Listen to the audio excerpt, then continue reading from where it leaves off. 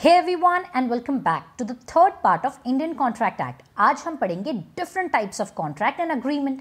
अब ये क्वेश्चन हम इसलिए भी पढ़ रहे हैं ताकि हम अलग अलग कॉन्ट्रैक्ट्स एंड अग्रीमेंट्स की टर्मिनोलॉजी को समझें जो कि हमारे आने वाले लेक्चर्स का एक बेस बनेगा. So let's get quickly started. The first type of contract is valid contract. अब valid contract बनाने के लिए क्या essential requirements है वो हमने अपने इंडियन कॉन्ट्रैक्ट एक्ट के पार्ट 2 में डिटेल में कवर किया है. If you haven't seen the video yet, the link is in the description below. You can just quickly view the same. The second is void agreement, which is defined under section 2 clause J. तो बच्चों void agreement वो होते हैं जिनका law में कोई effect नहीं होता, मतलब लॉ ऐसे अग्रीमेंट को कंसिडर नहीं करता. Which means अगर अग्रीमेंट void है और अगर सामने वाली पार्टी ने अपना पार्ट परफॉर्म नहीं किया, you cannot file a suit against him. Why? क्योंकि लॉ पहले ही मेंशन करता है कि void agreement are unenforceable. मतलब void agreement के नॉन परफॉर्मेंस पे आप कोई एक्शन या सूट फाइल नहीं कर सकते. चलिए एक एग्जाम्पल से समझते हैं. मान लो मिस्टर एक्स ने पब्लिशर के साथ एक कॉन्ट्रैक्ट एंटर किया to write a book, but unfortunately mister X की डेथ हो गई. अब मिस्टर एक्स तो नहीं रहे ये कॉन्ट्रैक्ट परफॉर्म करने के लिए, तो क्या ये अग्रीमेंट वैलिड है? The answer is no. ये अग्रीमेंट हो गया है void due to impossibility of performance. तो क्या पब्लिशर मिस्टर एक्स या उनकी फैमिली के अगेंस्ट में सूट फाइल कर सकता है? The answer is no because the agreement has now become void. Similarly, अगर A ने B को प्रॉमिस किया that A will sell his horse to B for rupees 20,000 and if tomorrow the horse dies on its own, the agreement between A and B has become void. Number 3 is voidable agreement defined under section 2 clause I. अब अगर इसको simple way में याद रखें तो voidable से निकलता है वर्ड avoidable.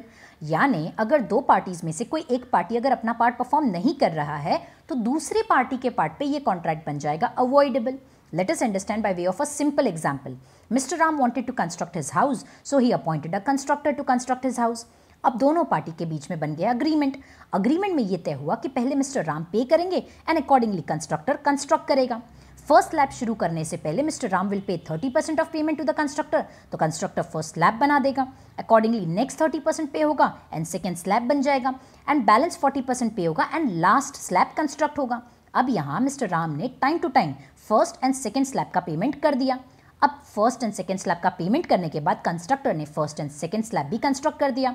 जब थर्ड स्लैब की बारी आई तो मिस्टर राम ने अब तक पे नहीं किया है. सवाल ये है कि क्या कंस्ट्रक्टर थर्ड स्लैब कंस्ट्रक्ट करेगा? नहीं. Since mister Ram has breach to perform his part of contract to pay, ये कॉन्ट्रैक्ट कंस्ट्रक्टर के पार्ट पे बन गया है वॉइडेबल. मतलब constructor will avoid his part of performance. कब तक? जब तक मिस्टर राम अपना पार्ट परफॉर्म नहीं कर लेते. तो ये बन गया है voidable agreement. The next is illegal agreement.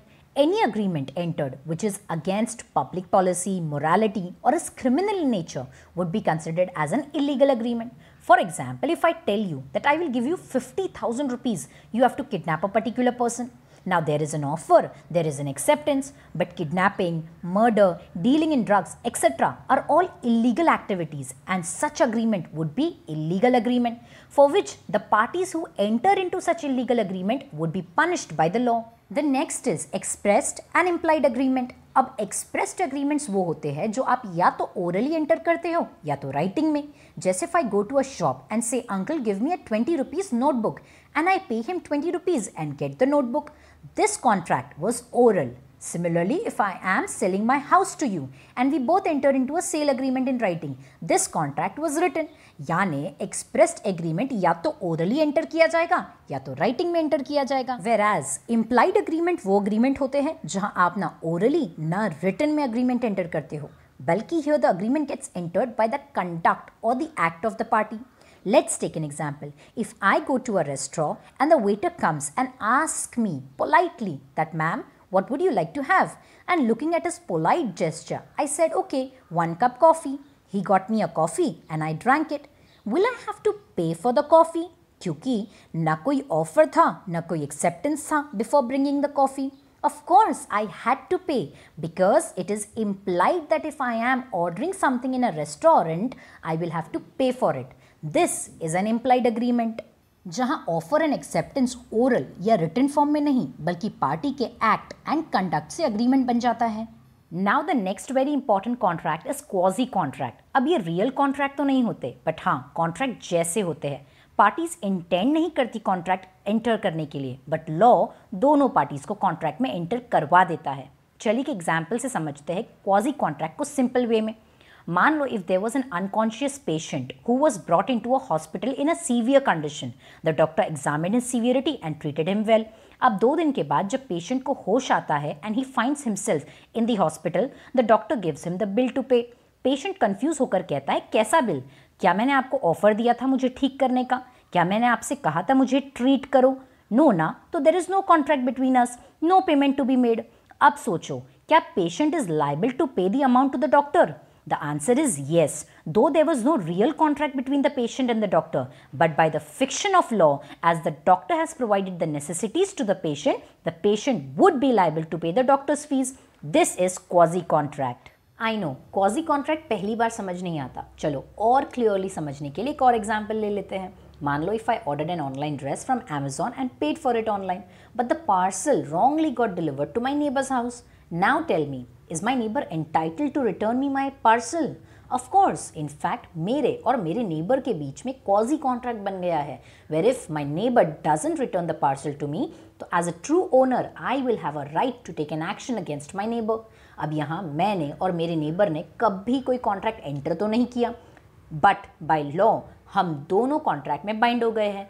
This is what is called as quasi contract. Next is executed and executory contract. अब ये बहुत सिंपल है to understand. Let's take an example. If I offer you to sell you my watch at ₹5,000 and you accepted, I gave you my watch, you gave me 5,000। यहाँ दोनों parties ने अपने अपने part को परफॉर्म कर दिया। This is executed contract. Similarly, if I'm yet to deliver you my watch or you're yet to pay me ₹5,000, this will be executory contract, जहां दोनों में से किसी एक पार्टी या दोनों पार्टी का पार्ट परफॉर्म करना बाकी है। The next is e-contract, meaning electronic contract. Amazon, Flipkart पे से गुड्स मंगवाना, ऑनलाइन बैंकिंग सर्विसेज अवेल करना, सोशल मीडिया पे अकाउंट ओपन करना या कोई ऐप अपने मोबाइल में इंस्टॉल या डाउनलोड करना।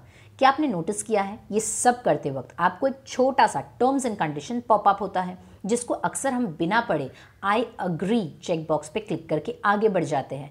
यहाँ हम एंटर करते हैं ई कॉन्ट्रैक्ट। ई कॉन्ट्रैक्ट में अलग अलग कैटेगरी है, जैसे EDI कॉन्ट्रैक्ट, साइबर कॉन्ट्रैक्ट और even mouse click contract. The last category is unilateral and bilateral contract. Unilateral contract is a contract जहां सिर्फ एक ही पार्टी एक्सप्रेसली प्रॉमिस करती है to perform something. Let's take an example. If my pet dog is missing and I give an offer in an advertisement stating कि जिस किसी को भी मेरा पेट डॉग मिलेगा उसको रिवॉर्ड के तौर पे आई गिव देम 500 रुपीज।